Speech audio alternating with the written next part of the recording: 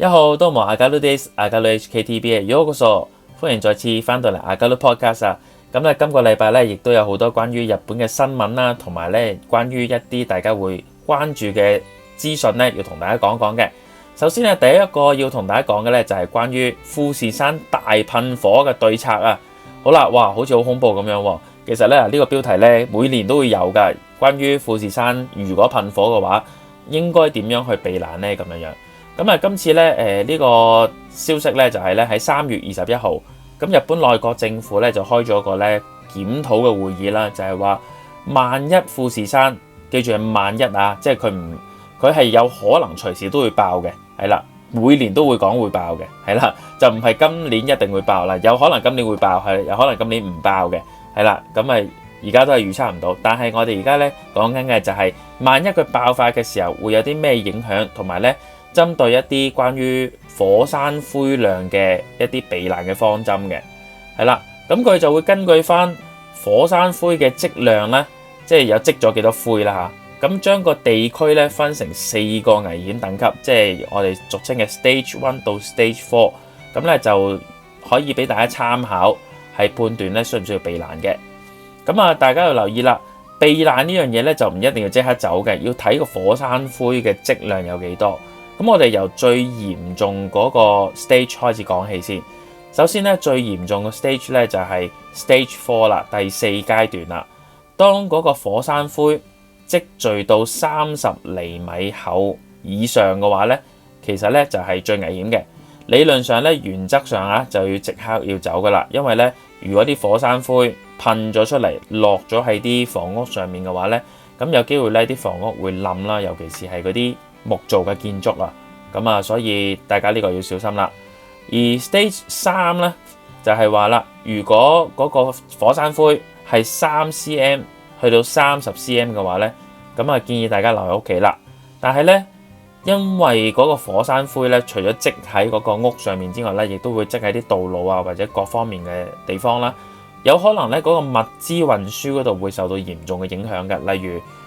物流中斷啊，或者係即係生活資源短缺啊咁樣，咁啊建議大家咧係提早做好啲準備嘅咁樣。咁啊 Stage 1至到 Stage 2咧，其實係比較輕微嘅，就係見到會爆發啦，噴咗出嚟啦。咁但係佢嗰個積灰咧，可能得3cm 以下嘅啫。咁基本上咧，遇到呢個情況咧，就係基本上咧，其實可以維持正常嘅生活嘅。但係咧，建議大家咧係隨時咁樣留意翻天氣報告啦，同埋保持警覺嘅。即係有可能會再爆多啲咁樣樣，咁啊大家因應唔同嘅情況就去作出唔同嘅避難啦。上がるポッドキャスト。咁關於呢個富士山噴火咧，日本政府咧亦都喺2020年嘅時候咧模擬過一次噶啦。假如富士山咧發生咗一次類似1707年嗰個所謂嘅寶永大噴火咁啊超級大規模嘅爆發嘅時候咧，咁啊預計咧東京新宿山手線圈啦，嗰個附近咧，其實嗰個積灰咧係會超過3公分嘅，即係3cm 啦。咁啊近翻啲富士山嘅地方啦，即係神奈川嘅地方啦，咁就會係有30cm 咁多噶。咁啊如果真係富士山爆起上嚟啦，除咗熔岩啊一啲岩石會噴出嚟之外啦，咁啊原來咧係由福島咧到靜岡之間咧11個都縣咧都係會有火山灰㗎，所以咧就唔單止淨係富士山附近咁簡單啦。所以啦，大家唔好睇小呢啲火山灰啊。咁火山灰係可以影響到一個乜嘢嘅程度咧？就係第一樣嘢咧，就係我哋嘅搭嘅鐵路會影響啦。咁鐵路積咗啲灰嘅時候，其實係好麻煩嘅，係啦。咁啊，另外一樣嘢就係有機會係令到啲通訊會阻隔啦，係啦，有可能會停電啦。係啦，有啲最嚴重嘅問題咧就係水源嘅問題啦，所以大家唔好以為話就係喂有啲灰咁簡單啊，係有可能咧就會積咗啲下水道啦，或者係啲灰咧喺啲水源嗰度咧就污染咗嘅，咁有可能咧令到咧成個首都圈都會癱瘓噶，咁所以咧呢樣嘢係住喺東京或者關東地區嘅人咧，大家真係要留意下啦。如果係咁樣嘅時候要點做咧？咁所以咧政府呼籲啦，或者其實一般咧日本咧細細個教小朋友嘅時候咧，佢哋都會教小朋友每個家庭咧都一定要有一啲緊急應對災難嘅儲備嘅，係啦。咁係啲乜嘢咧？咁樣就係一啲儲糧啦，最基本嘅儲啲乾糧啦。咁大家會見到日本其實有啲罐頭咧係可以咧儲糧咧，嗰個食用期限、賞味期限咧係可以超過3至5年嘅，係啦。又有啲水咧就係咧，佢啲水嘅期限咧係可以去到3至5年嘅，係啦，唔會過期嘅咁樣樣。咁你話會好似好多防腐劑咁樣，咁未必嘅。如果你真係地震天災嚟到嘅時候，你冇嘢食冇嘢飲嘅時候，有防腐劑都要食㗎啦，係咪？係啦，咁同埋咧，佢哋會用咗啲比較特別啲嘅處理方法啦，咁就盡量令到人體嘅傷害咧，即係嗰啲咁嘅防腐超級強嘅食物咧或者飲品啦，可以令到身體嗰個影響係減到最細嘅。咁啊，唔單單只要儲糧嘅，咁啊，其實好多咧，大家上網見到就係，譬如樂天啦，或者係大家見到100N店啦、大疏啦，其實有好多關於防災用嘅用品啦。咁啊，喺防災上面，其實最重要嘅，大家估下係乜嘢？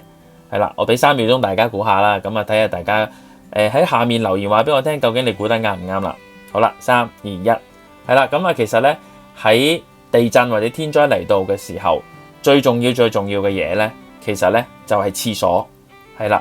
咁啊，當然你話水都啱嘅，係啦。如果冇水飲嘅話咧，如果冇嘢食，我哋有水飲嘅話咧，人類咧係可以存活3日嘅，最少都。咁啊，但係廁所係一個好大嘅問題，因為如果真係冇水，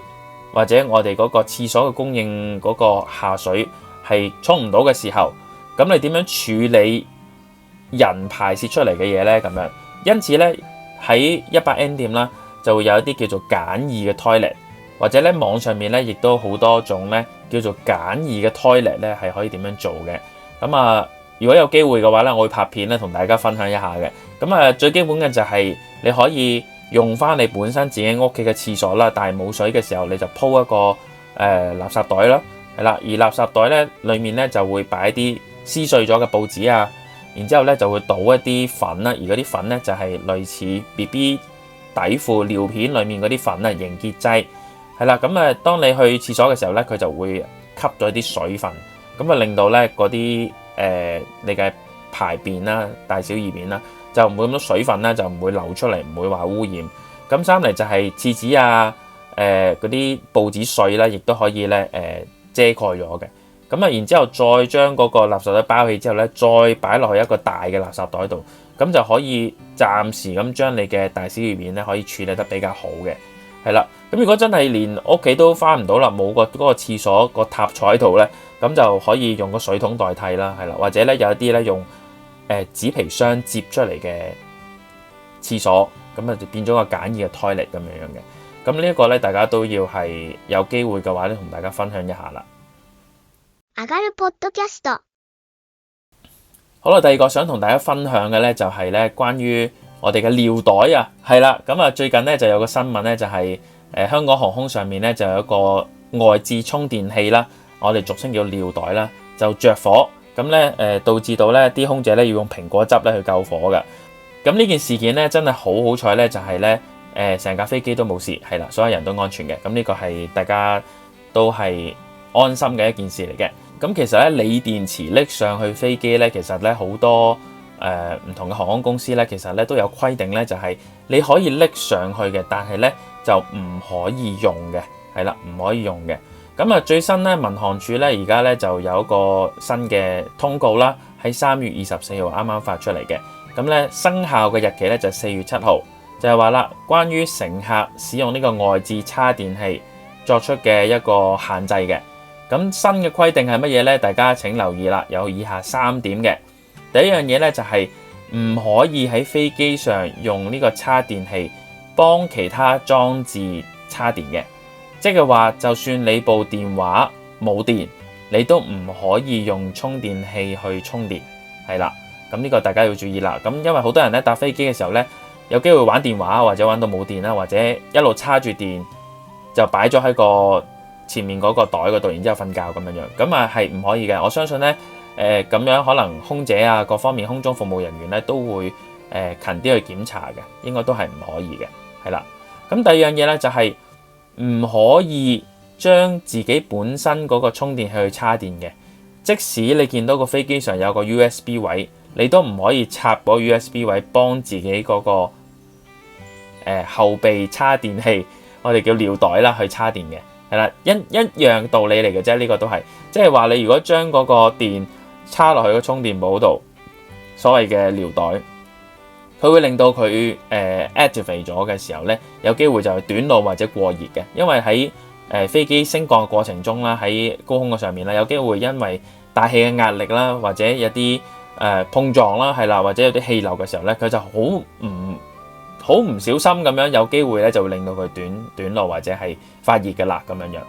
咁第三樣嘢就係唔可以將呢個充電器咧放喺我哋頭頂上面嘅行李架上面嘅，咁一定要係將嗰樣嘢放喺自己嗰個座位附近。係啦，或者你嘅跟身嘅背囊，或者你嘅跟身嘅手袋，咁啊放喺你嘅腳底咁樣樣，咁就一定唔可以放喺行李架上面嘅。即係假如真係唔好再短路過熱發熱着火嘅時候咧，就好似今次嗰個新聞咁樣樣，就會令到成架機都好危險啦，係啦。咁啊點解會咁樣咧？因為鋰電池咧過熱受壓咧會着火啊，咁所以咧大家要小心啦，真係唔好用一啲冇牌子或者一啲即係唔好貪平啊，去揾啲冇牌子嘅充電器啦，又或者話某牌子佢可能佢嘅充電容量係超級勁嘅咁樣，但係可能佢嘅標示啊各樣嘢咧，其實可能未必合乎一個正常嘅充電器嘅規格，係啦。但係你平時用可能冇問題嘅，但係佢咁啱上飛機嗰刻，可能個氣壓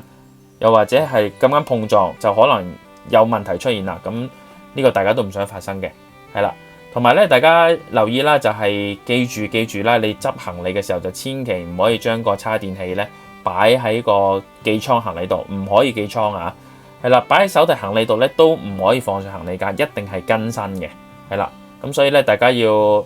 留意啦，真係唔講得笑啊！如果一旦出事咧，你唔好話貪方便，為咗個人咧就偷地咁樣去插嚿叉電器喺度叉電，假如出咗問題嘅時候，真係全機人俾晒你噶啦，係啦。咁我相信大家咧都希望咧就係大家去旅行咧唔好因為一個叉電器咧要搞到成個旅行咧都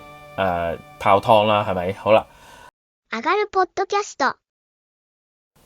好啦，今日嘅上がる podcast 嘅第一 part 咧，我哋就完結啦。咁第二 part 我哋會同大家講講關於日本文化嘅分享嘅。好啦，我哋下一段再見啦，拜拜。